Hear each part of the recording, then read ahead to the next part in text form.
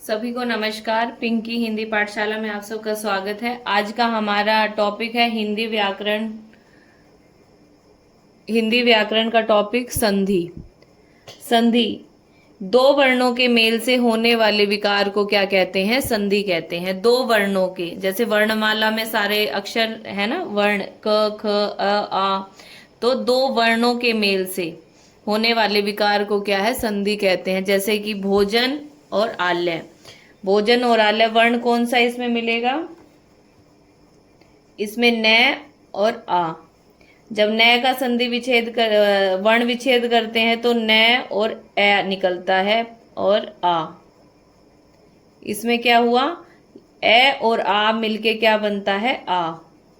ठीक है, ये वर्ण विच्छेद हमारी एक क्लास वर्ण विच्छेद पे रहेगी, जिससे आप अच्छी तरह से समझ पाएंगे वर्ण विच्छेद। अगर वर्ण विच्छेद आपको आता है तो आप आसानी से संधि कर सकते हैं। तो भोजन और आल्य मिलकर क्या बनता है? भोजनाल्य। आ की मात्रा, इसके लिए आ की मात्रा का हमने इस्तेमाल किया। अब बात करते हैं संधि के भेद। जो संधि के भेद हैं,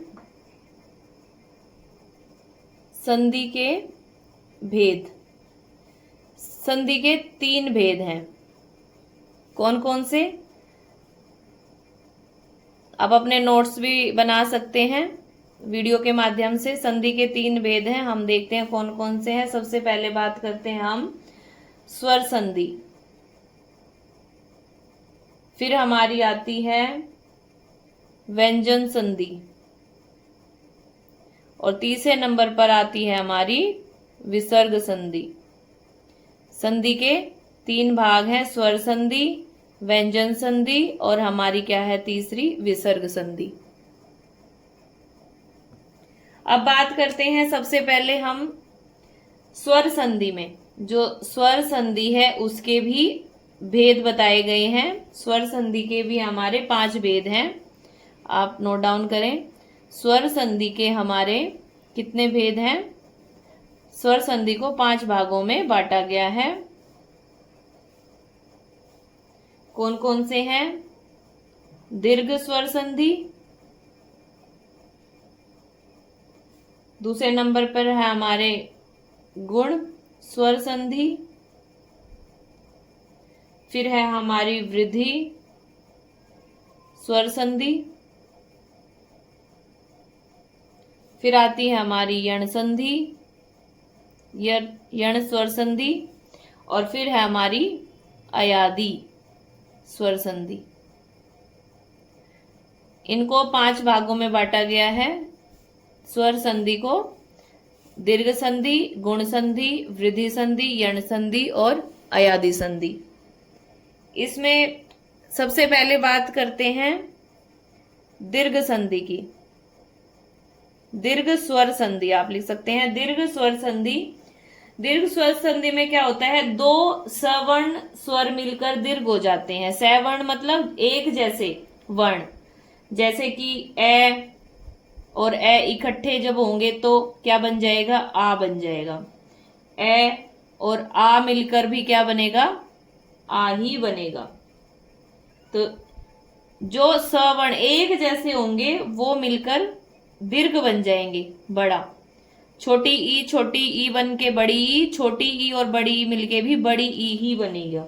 ऐसा ही ऊ और छोटा ऊ दोनों मिलकर क्या बनेंगे? बड़ा ऊ। छोटा ऊ और बड़ा ऊ मिलकर भी क्या बनेंगे? बड़ा ऊ। स्वर में दीर्घ में बड़ा ही बनेगा, इस बात का आप ध्यान रखना। जो दीर्घ संधि है वो बड़ी ही बनेगी, और री मिलकर क्या बनेगा? री ही बनेगा। ये है हमारी स्वर संधि। फिर बात करते हैं, सबसे पहले का एग्जाम्पल लेते हैं। ए प्लस ए जुड़ के आ बनता है, इसका हम एग्जाम्पल लेते हैं। शिव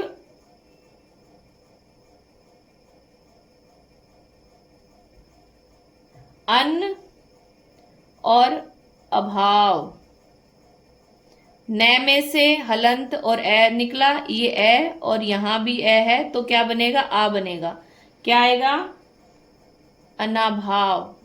ठीक है, इसी प्रकार दूसरे नंबर की, ये पहला था, ये दूसरे नंबर का जो मैंने उदाहरण दिया था, भोजन और आल्य मिलकर क्या बनेगा? भोजनालय। फिर है तीसरे नंबर का ई, छोटी ई दोनों मिलकर क्या बनती हैं? बड़ी ई। जैसे कि गिरी और इंद्र, इसमें र हलंत और ई निकल गया, छोटी ई और इधर ई, दोनों ई मिलके क्या बनती हैं? बड़ी ई। तो इसका क्या बनेगा? गिरिंदर। ठीक है। फिर बात करते हैं ई और बड़ी ई मिलके क्या बनती है? बड़ी ई ही मिलती है। जैसे कि गिरी में और ईश जोड़ेंगे क्या बनेगा? गिरीश। फिर है हमारा ऊ, छोटा ऊ दोनों मिलकर क्या बनते हैं? बड़ा ऊ। जैसे भानु और उदय, क्या बनेगा? बड़ा ऊ, भानुदय।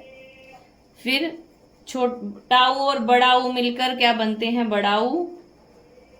स्वयंभू और उदय, क्या बन गया हमारा? स्वयंभूदय। ठीक है। फिर है री, री दोनों तरफ री और री मिलकर क्या बनता है? री बनता है। पितरी और ऋण, क्या बनेगा? पितृण। ये है हमारे दीर्घ संधि। आगे वीडियो में हम गुण संधि, वृद्धि संधि, यण संधि और अयादि संधि की बात करेंगे। उम्मीद है आपको यहाँ तक समझ आया होगा।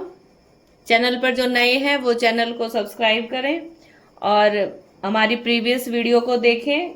चैनल पर जाके प्लेलिस्ट में हिंदी व्याकरण की आपको सभी वीडियोस मिलेंगी। और वीडियो पसंद आए तो लाइक करें। धन्यवाद।